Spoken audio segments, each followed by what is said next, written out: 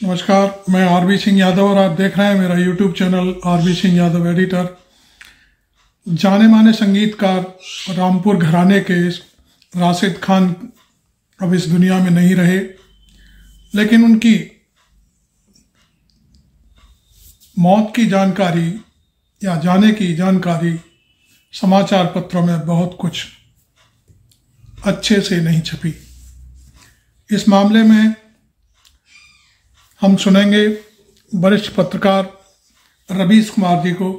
उन्होंने उनके बारे में बहुत कुछ पूरा संकलन किया है और उसे सुनिए आप मेरे साथ। मेरे चैनल को सब्सक्राइब जरूर कर लें क्योंकि इसका पैसा नहीं लगता, और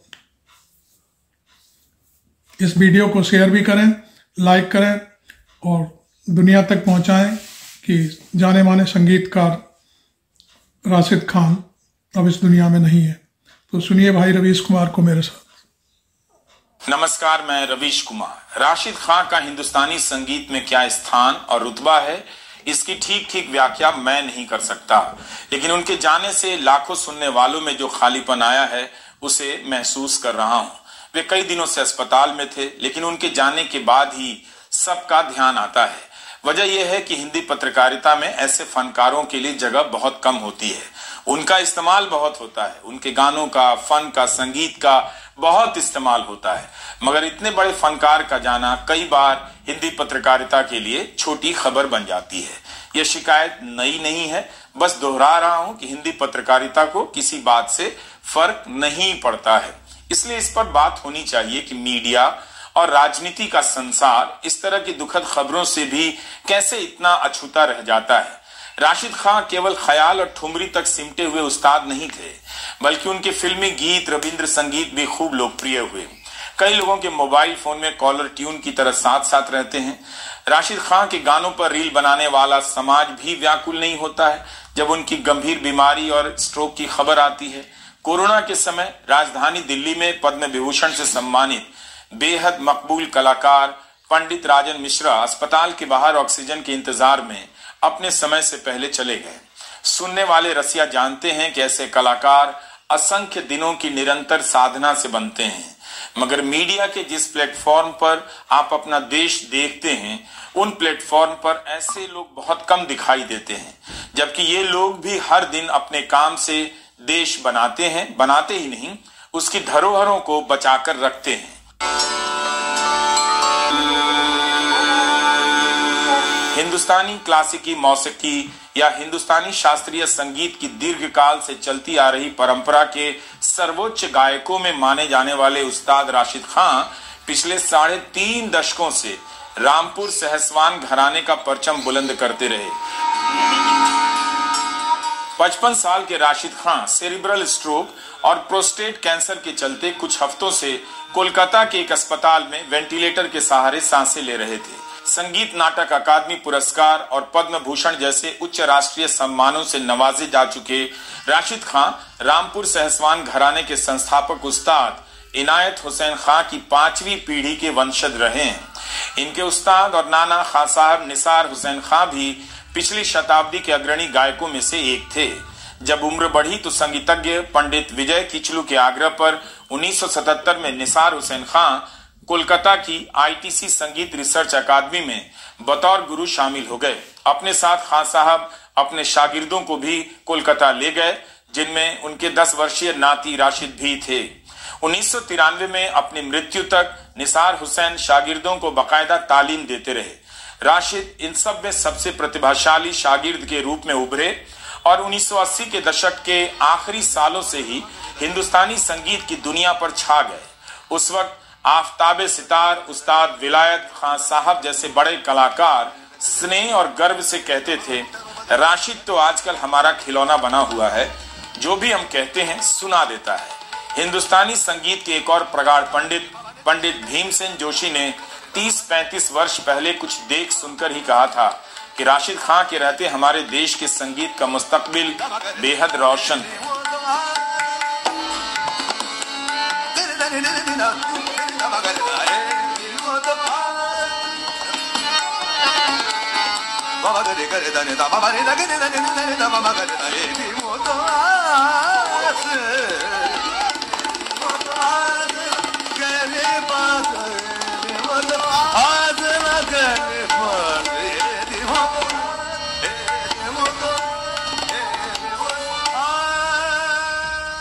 राशिद खान ने उस्ताद और नाना खान साहब निसार हुसैन खान से मिली तालीम में अथक रियाज और नवीन प्रयोगों से नई बातें पैदा की।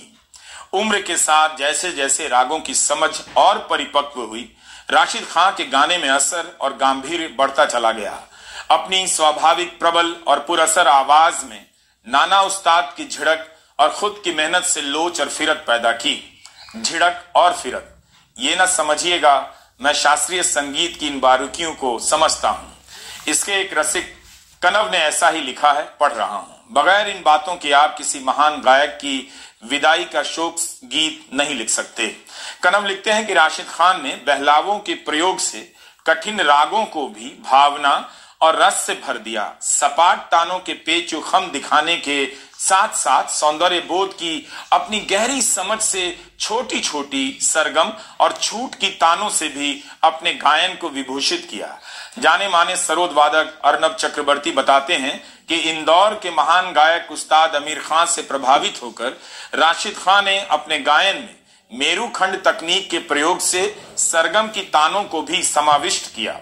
इन सब प्रयोगों के चलते उनका बंदिशों को कहने का तरीका हमेशा भावपूर्ण रहा, चाहे वह कोई प्रचलित राग गा रहे हों या अप्रचलित राग। राशिद खान साहब 20वीं सदी के अंत में उभरे बहुत कम घरानेदार गायकों में से एक थे, जिन्हें बहुत ऊंचे स्तर की गहरी तालीम मिली थी।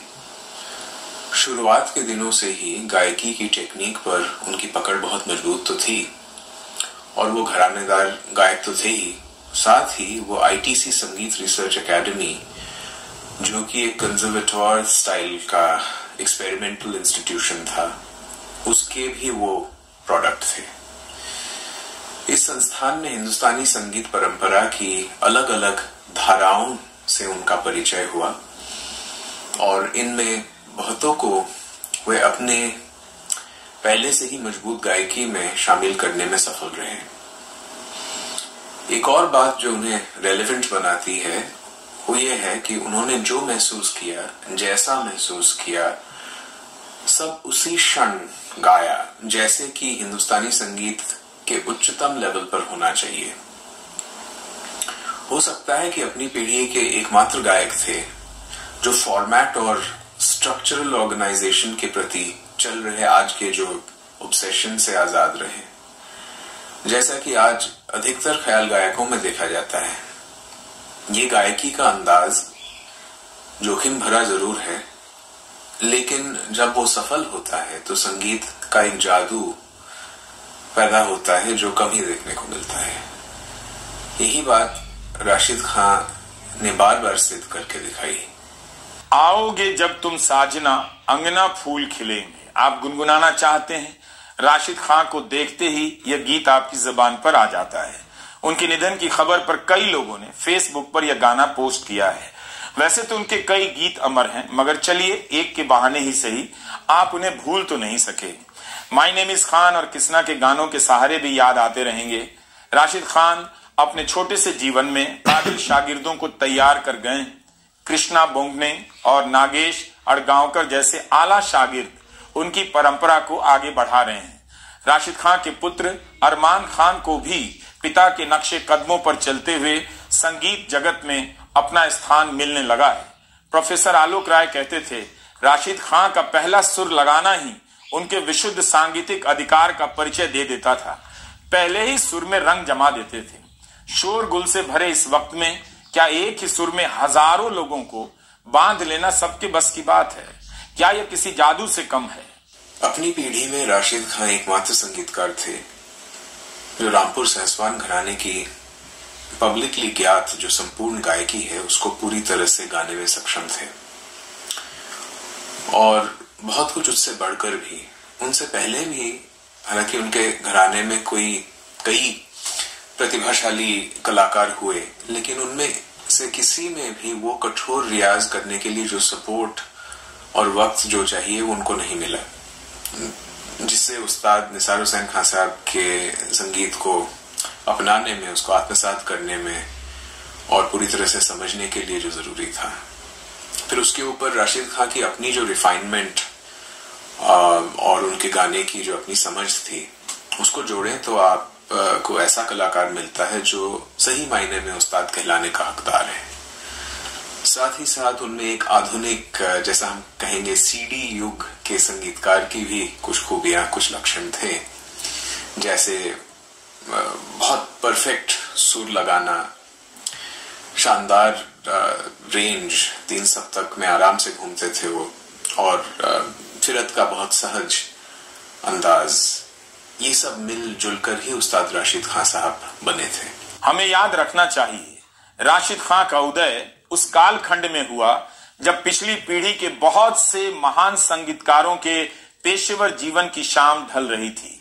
सांगीतिक दुनिया में ऐसा माहौल था जैसे सब कुछ खत्म सा होने को है।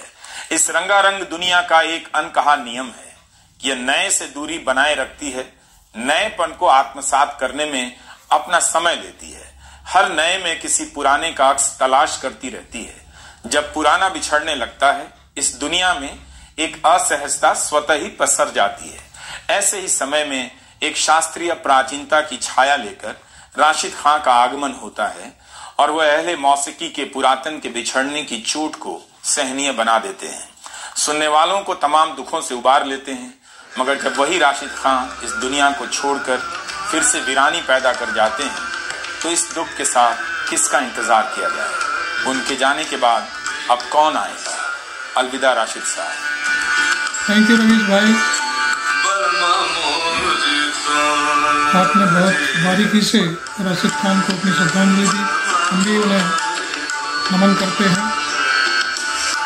जहाँ भी हो, अल्लाह उन्हें अपनी पनाह में ले।